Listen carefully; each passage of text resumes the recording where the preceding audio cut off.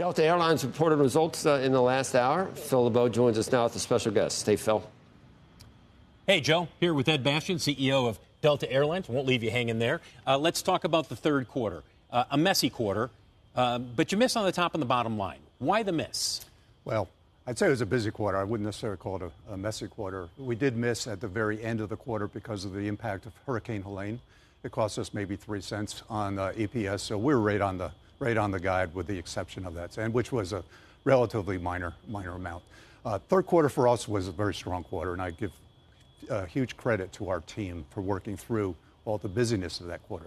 If you were to exclude the effects of the CrowdStrike caused outage, our results are right at the top end of the guidance range that we gave at the start of the quarter. So everything fell in line with how we thought the quarter was going to run.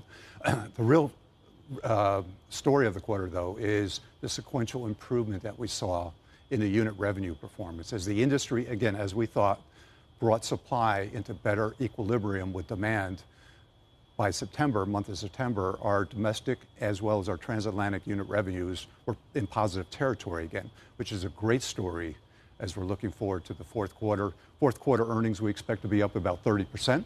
We're going to end the year strong with free cash flow for the year over $3 billion. So, yes, there was some busyness in the quarter, but at the end of the day, the results are really good. I want to talk about the fourth quarter because your stock is down about 4% right now.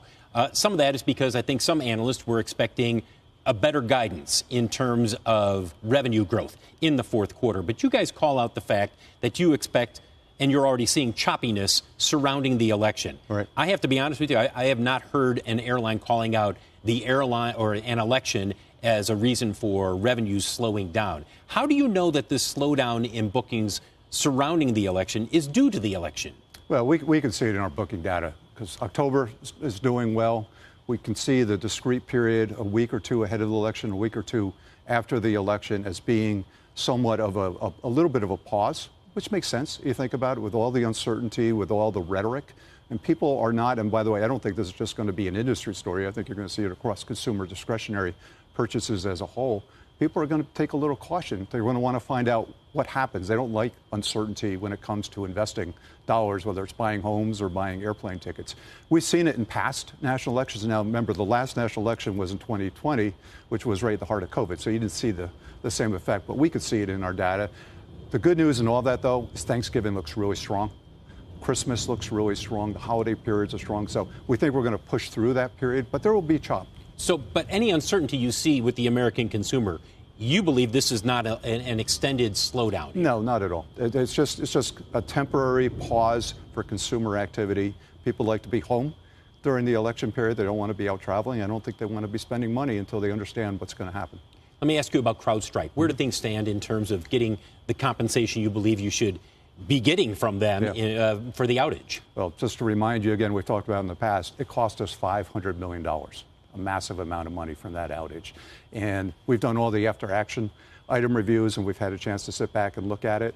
There's no question that our technology providers failed us, both CrowdStrike as well as Microsoft.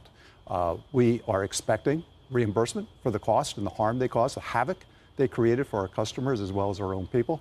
And it's right now in the hands of the attorneys. But you know that they come back and they say, wait a second.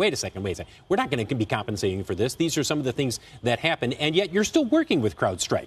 They are still a supplier, in essence. You use their software, correct? Sure. Well, we need to use their software. You can't go exposed for an extended period of time. But at the end of the day, we were the best performing airline in this industry across the board. When I went to bed the evening of July 18th, I thought we had the best technology providers protecting us. Little did I know that they were vulnerable themselves to this type of error, both CrowdStrike as well as Microsoft. But the good news is the week later, we're back at the top of the performance charts as an airline, giving customers the reliability they expect and deserve. Quickly, I want to ask you about corporate travel. What are you seeing? It's good. You know, corporate travel in the quarter was up about 7% on a year-over-year basis, and businesses are continuing to travel. You fly all the time. I see all over the map. You know those planes are full. Ed Bastian, CEO of Delta, on a day where, yes, they missed on the top and the bottom line, but as you guys heard, there was the impact of Hurricane Helene, 3 cents on the third quarter results. Guys, we'll send it back to you.